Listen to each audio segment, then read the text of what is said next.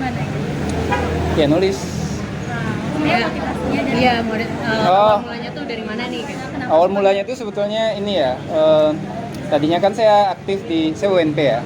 Tadinya aktif di UKKPK atau UKKPK nggak? Tahu. Ah ya, saya tuh Penyiar kampus. ya saya tuh UKKPK. Terus karena di UKKPK aktif cukup lama gitu ya. Kayaknya saya tuh ngerasa nggak cocok nih kalau saya kerjanya monoton terus masuk kantor gitu ya, di bawah tekanan gitu. Biasalah anak organisasi kan jiwanya masih masih labil terus meronta-ronta. Nah waktu itu menjelang tamat saya pikir salah satu pekerjaan yang merdeka itu ya nulis. Makanya yaudah saya pilih jadi penulis waktu itu. Kalau boleh tahu sendiri, abang dulu di UNP jurusan apa ya? Manajemen pendidikan, administrasi pendidikan. Administrasi pendidikan, berarti FIP. Ya, FIP. Agak bertolak belakang ya. Bukan bertolak belakang, tapi nggak di jalurnya aja. Di jalurnya. Ya. Agak linjur kalau kan lintas jurusan Ya, ya, Bang, ya. Nah, terus Halangan apa sih yang terbesar buat abang nulis? sebetulnya enggak ya, cuman tantangan sih. Sebetulnya bukan halangan, tantangan. Tantangannya kan waktu itu 2011 saya mulai itu kan internet belum seramai sekarang. Terus koneksi apalagi di daerah ya.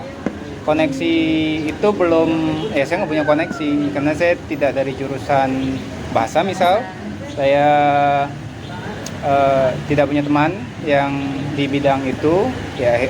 Tantangannya ya menemukan koneksi itu, terus membangun daya tawar terhadap penerbit, apakah layak atau enggak. Yang menjadi tantangan itu di daerah gimana supaya kita tuh punya nilai tawar sehingga penerbit itu yakin untuk menerbitkan buku kita.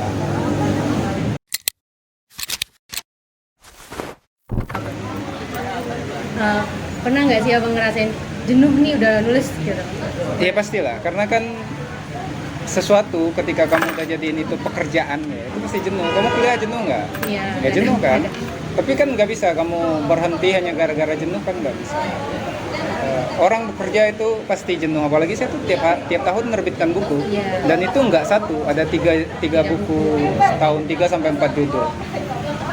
Jenuh itu pasti, cuman persoalannya adalah ketika kamu masuk ke satu industri,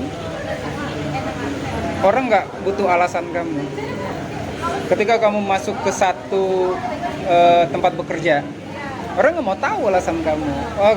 Saya lagi nggak mood, ya ada orang lain yang bisa gantiin kamu tuh. Apalagi di industri kreatif, ada orang lain yang bisa gantiin gitu. Jadi biar kamu tetap eksis, biar kamu tetap bertahan, karena ini bagi saya pekerjaan, jenuh itu harus diatasi selalu. Boleh tahu cara mengatasi jenuhnya? Oh banyak, mancing ikan. Kalau abang sendiri mancing ikan. Ya mancing ikan, terus misalnya ngelamun, dengar musik, ya banyak Pak. Tidur itu biasanya saya juga. Nonton video mancing itu bisa.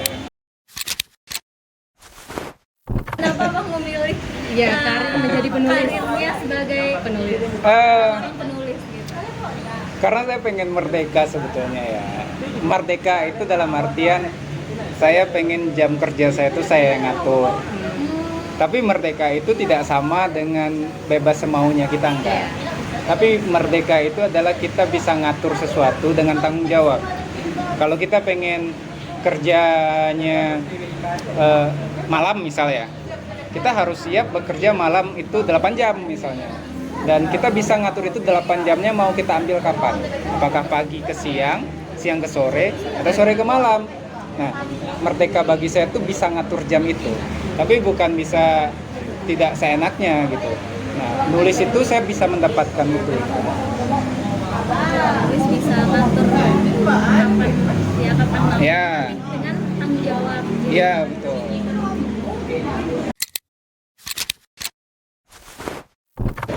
Kalau dari orang orang tua abang tuh dukung nggak sih dari awal abang mau nulis nih, atau ada awal perlawanan dulu gitu sebelum abang jadi penulis? Enggak sih, sebetulnya orang tua saya itu termasuk saya merasa beruntung ya, karena ayah saya itu sebetulnya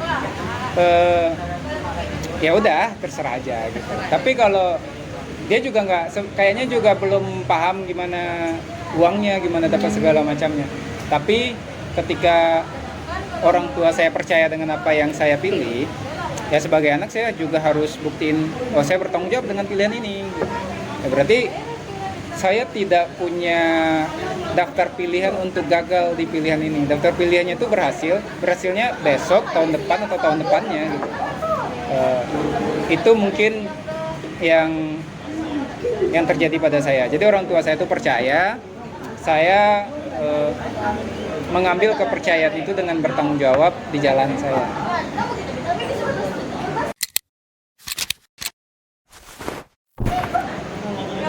Selama abang nulis nih, ada nggak sih kayak suatu kejadian yang buat abang down atau hampir kayak mau berhenti atau gimana gitu? Enggak. Nggak ada, berarti lancar-lancar. Lancar-lancar. Kok lancar sih enggak ya, lancar-lancar tentu tidak. Misalnya saya pernah ditolak sama 10 penerbit misal, sama 7 penerbit 10 kali misal. Terus ya orang-orang ngetawain misal karena saya di medsos itu sering nulis kegalauan misalkan ya. Ya bagi saya itu cuman ya penikmat perjalanan aja. Tapi kalau down sih tentu tidak ya, karena ya kenapa saya harus down dengan hal-hal receh kayak Iya.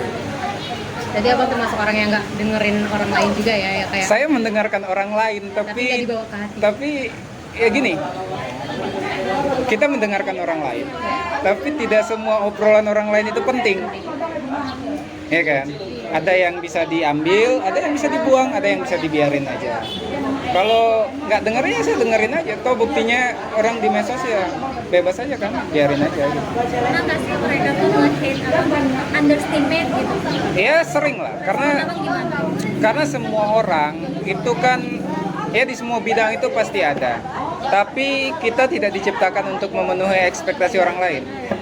Ya kan, bagi saya, ketika kamu berekspektasi ke saya, bagi kamu itu nggak sesuai ekspektasimu, itu urusanmu, bukan urusan saya. Urusan saya adalah lebih baik dari hari kemarin aja. Dan saya tidak punya kewajiban untuk menyenangkan semua orang. Ekspektasi orang terlalu Iya. tinggi banget. Ya itu urusan mereka. Kalau misalnya ada orang lain yang terluka karena ekspektasi dia, ya kenapa mereka berekspektasi? Kan sekarang tuh udah berapa bang buku abang yang udah abang terbitin tuh sampai sekarang? 28 atau 29 judul saya lupa. 28 atau 29 judul lah. Buku pertama yang abang terbitin tuh apa tuh bang judulnya? Kalau abang tahu? Origami Hati. Origami Hati. Ya. Ceritanya tentang Oh, baca aja nanti. Iya dong. Nggak boleh spoiler nih. Wah, enggak. Ya ada lah. Nanti kalian baca. Motivasi abang untuk kayak kalau orang kan ada yang harus moodnya nih nulis, kalau abang nih gimana? Ya enggak lah. Kalau nulis, kalau mood tentu ada ya. Maksudnya kita butuh mood, tapi nggak bisa dong mood itu dijadiin alasan untuk bekerja gitu. Jadi bagi saya itu nulis ya bekerja. Bekerja itu sama kayak kamu kerja ya kayak ke kantor, kayak ke sawah, kayak ke apa aja. Kalau pakai mood kan jadi nggak beres ya. Karena bagi saya ini udah pekerjaan. Mood bagi saya itu bukan sesuatu yang harus selalu ada dan bisa dibangun. Ya harus kerja gitu. Kuliah, apakah abang tuh langsung nulis atau ada Sebelum kerja- tamat. Sebelum tamat. Sebelum tamat jadi udah nulis dulu. Proyeknya itu dimulai 2011. Saya tamat itu 2013. Buku pertama saya itu 2013. Buku pertamanya itu terbit sebetulnya setelah tamat. Tapi proyeknya itu dimulai 2 tahun sebelum tamat. Jadi sekitar semester 5, semester 6 gitu lah. Udah mulai menulis. Udah mulai masuk ke industrinya. Tapi tidak setelah tamat. Abang kan penulis ya. Ada nggak sih salah satu penulis tokoh penulis lain yang jadi inspirasi abang nggak? Atau Banyak sebetulnya. Kalau inspirasi itu banyak ya, karena menurut saya penulis itu selalu dibentuk oleh penulis-penulis yang lain. Jadi saya itu pasti dipengaruhi oleh banyak penulis-penulis yang lain. Tapi mungkin salah satu yang berkesan bagi saya itu, dia itu penulis luar, namanya Paulo Coelho. Nah, Paulo Coelho ini penulis yang bagi saya dia keren banget, karena kalau kamu baca perjalanan hidup dia dari kecil pengen jadi penulis, tapi ayahnya tuh nggak mengizinkan. Disuruh jadi tentara apa pengacara, saya lupa gitu. Tapi dia tetap di jalan itu sampai akhirnya dia dimasukkan ke dalam rumah sakit orang gila gitu lah. Tapi dia tetap akhirnya di jalan itu. Sekarang dia jadi salah satu penulis yang gede banget Pak di dunia. Berarti itu salah satu motivator atau Bukan motivator, tapi bagi saya penulis yang berkesan. Kalau di Indonesia banyak. Boleh kasih tahu nggak penulis Indonesia siapa yang Banyak. Saya misalnya dulu tuh suka sama Raditya Dika, karena 2011 eranya itu Raditya Dika ya. Makin kesini makin banyak sebetulnya. Ada penulis yang saya belajar ke teknisnya, ada penulis yang saya belajar ke marketingnya, ada penulis yang saya belajar semangatnya, ada penulis yang saya belajar, oh ini kenapa dia bisa eksis. Nonton video mancing. udah main game mancing? Sekarang kan ada gamenya lagi. Game kebetulan saya nggak suka main game, jadi ya paling nonton. Buku baru pasti. Buku berapa nih Bang kalau boleh tahu? 30 apa berapa saya lupa. Mau terbit Juni tahun ini. Kalau boleh tahu judulnya Bang? Judulnya Dongeng Kucing. Dongeng Kucing. Ya, jadi ini adalah proyek novel fantasi pertama saya.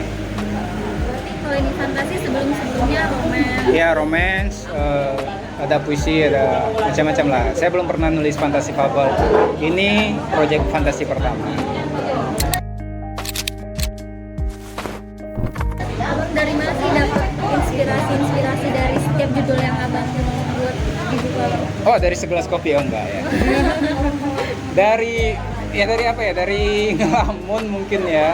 Dari setiap hal yang bersentuhan dengan saya. Saya dari bacaan bisa jadi, dari sesuatu yang saya dengar bisa jadi, dari obrolan orang bisa jadi, dari fenomena sosial bisa jadi. Ya pasti saya dipengaruhi oleh hal-hal yang bersentuhan dengan saya. Dari film bisa. Diri sendiri ada Ya pengalaman. Ya bisa pribadi. dari ngelamun gitu. Kalau dari Bisa. pengalaman pribadi yang nggak ada. relate, yang paling relate dari 29 buku abang yang paling relate sama abang apa? Ya semuanya bisa relate. Yang bisa relate. Ya, saya bisa jadi kucing masalahnya.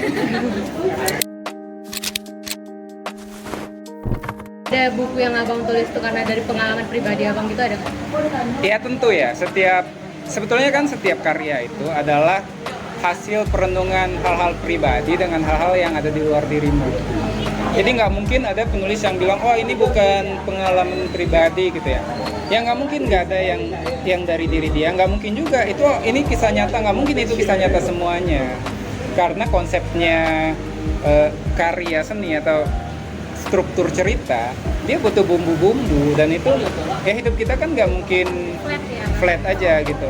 Dan cerita itu bisa jadi dari pengalaman terus dibumbui dengan teknik, dengan drama, dengan pengetahuan dan lain-lain, dengan imajinasi dan lain-lain. Mungkin itu aja yang mau kami tanya ke abang. Oke. Terima kasih abang atas waktunya. Oke, makasih ya. Abang lagi sibuk-sibuk juga mau terbit buku, sempet-sempetin Ya. wawancara kami. Makasih banyak ya Bang. Ya, makasih ya. Lancar-lancar ya Bang. Lancar ya Bang. Siap. Makasih. Makasih banyak Ya, Bang. makasih ya. Makasih banyak ya Bang. Ya. Alhamdulillah ya Bang. Ya.